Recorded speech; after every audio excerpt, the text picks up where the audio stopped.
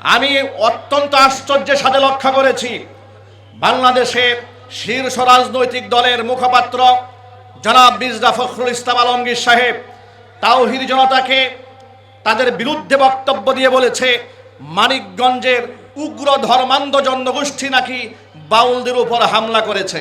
এনসিপির সবেমাত্র রাজনৈতিক দল গঠন করেছে। জুলাই আগস্টের বিপ্লবে তাদের ভূমিকা থাকায় তাদের প্রতি আমাদের গোটা জাতির একটি সফট কর্নার ছিল। অত্যন্ত দুঃখের সাথে, পরিতাপের সাথে এনসিপির ওই নেতৃবৃন্দকে বলতে চায়, আপনাদের প্রতি ভালোবাসা আছে, শ্রদ্ধা আছে, কিন্তু সেই ভালোবাসা শ্রদ্ধা আল্লাহ রসুলের ঊর্ধ্বে নয়। আপনারা বামের খপ্পরে পড়বেন না, রামের খপ্পরে পড়বেন না, শাহবাগীদের ভাষায় কথা বলবেন না। শাহবাগীদের ভাষায় কথা বলার আগে পলাতক স্বৈরাচারী খুনি হাসিনা থেকে শিক্ষা গ্রহণ করতে হবে। যদি এই আবুল সরকারের সর্বোচ্চ শাস্তি মৃত্যুদণ্ড কার্যকর করা না হয়, এমনকি বাউলদের আশকারা বাংলাদেশ থেকে বন্ধ করা না হয়, তাহলে গোটা বাংলাদেশে টেকনাফ থেকে তেতুলিয়া পর্যন্ত আন্দোলনের দাবানল জ্বালিয়ে দেওয়া হবে। প্রত্যেকটা বাউলকে যেখানে পাওয়া যাবে, ক্ষুধাদ্রোহী যেখানে পাওয়া যাবে, জনগণ সেখানেই তাদেরকে শায়েস্তা করে ছাড়বে। মানিকগঞ্জের তাওহীদি জনতা, আপনারা কেমন আছেন? আমি আজকে কোনো তাফসির করার জন্য আসিনি। আজকে এসেছি শুধু এই কথাটা বলার জন্য, তাওহীদি জনতা মানিকগঞ্জে একা নয়। তারা বলেছে এই তাওহীদি জনতাকে নাকি রুখে দেবে। উগ্র ধর্মান্ধ বলে তাওহীদি জনতাকে তারা ব্যঙ্গ বিদ্রুপ করেছে, তাদেরকে গ্রেফতার করার আহ্বানও জানিয়েছে। প্রশাসনের দৃষ্টি আকর্ষণ করছি, ভণ্ড আবুল সরকার স্বয়ং আল্লাহ রাব্বুল আলামিনের নামে চারটা মিথ্যা কথা বলেছে। প্রথমত বলেছে আউয়ালু মা খালাকাল্লাহু নূরি, আউয়ালু মা খালাকাল্লাহু রূহ, আউয়ালু মা খালাকাল্লাহুল আরশ, আউয়ালু মা খালাকাল্লাহুল ইশক। এই চারটি মিথ্যা কথা প্রথমত আল্লাহর নামে বলেছে। আল্লাহর শানে যে মিথ্যা কথা বলেছে তার বিচার হতে হবে। দ্বিতীয় নাম্বার পয়েন্ট, চারটা মিথ্যা কথা বানিয়ে বলে সেটা আবার আল্লাহর দিকে সংযোজন করে আল্লাহর এক কথা আরেক কথার সাথে বিরোধ লাগিয়ে দিয়ে আল্লাহ রাব্বুল আলামিনকে কটূক্তি করেছে। এক মুখে কয় কথা বলেন, ওটা কি মুখ নাকি অন্য কিছু, ওটা আর মুখে আমার উচ্চারণ করা সম্ভব নয়। সুতরাং আবুল সরকার সে বাউল না ফাউল, সে আওয়ামী লীগ না বিএনপি না জামাত জাতীয় পার্টি, এই পরিচয় দেখব না। আবুল সরকারের পরিচয় একটাই, সে ক্ষুধাদ্রোহী, তার সর্বোচ্চ শাস্তি নিশ্চিত করতে হবে। তারা বলেছে ধর্মান্ধ উগ্র, তারা নাকি এই তাওহীদি জনতার ব্যানারে মানিকগঞ্জে প্রতিবাদ জানিয়েছে। আমরা বলবো তাওহীদি জনতা মানিকগঞ্জে একা নয়।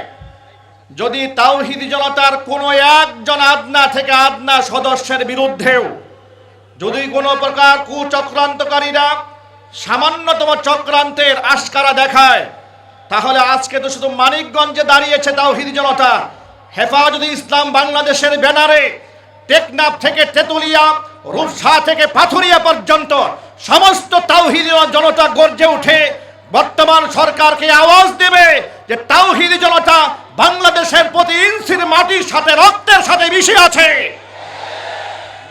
এই দেশে সিদ্ধান্ত নিতে হলে তাওহীদি জনতাকে মাইনাস করে সিদ্ধান্ত নেওয়ার কোনো সুযোগ নেই। এখানে আমাদের মাথার তাজ দায়িত্বশীল হাজরাত উলামায়ে কেরাম রয়েছেন। আমরা বলতে চাই, আমি আমার ব্যক্তি জীবন থেকে বলি, আমি এক সময় ধারণা করতাম রাজনৈতিক খাতিরে মানুষ এক এক সময় এক এক কথা বলতে পারে, কিন্তু আল্লাহর শানে বেয়াদবি হয়ে গেলে সেই বেয়াদবের পক্ষেও যে দেশের কোনো মানুষ থাকতে পারে সেটা আমার জানা ছিল না। আমি অত্যন্ত আশ্চর্যের সাথে লক্ষ্য করেছি, বাংলাদেশের শীর্ষ রাজনৈতিক দলের মুখপাত্র জনাব মির্জা ফখরুল ইসলাম আলমগীর সাহেব তাওহীদি জনতাকে তাদের বিরুদ্ধে বক্তব্য দিয়ে বলেছে মানিকগঞ্জের উগ্র ধর্মান্ধ জনগোষ্ঠী নাকি বাউলদের উপর হামলা করেছে। আমি আপনাদের কাছে জানতে চাই, মির্জা ফখরুল ইসলাম আলমগীর সাহেবের এই দাবি কি সত্য না মিথ্যা? একটু জোর আওয়াজে বলতে হবে, সত্য না মিথ্যা? এখানে তাওহীদি জনতার পক্ষ থেকে বাউলদের উপর কোনো হামলা করা হয় নাই, বরং তাওহীদি জনতার শান্তিপ্রিয় মানববন্ধনে মিছিলে বাউল নামক ফাউলেরা তাদের অনুসারীরা সেখানে এসে হামলা করতে এসে বিশৃঙ্খলা পায়তারা করতে এসে নিজেরা ধাওয়া খেয়ে ঝাঁপিয়ে পানিতে পড়েছে, পিটায়ে ফেলা হয় নাই।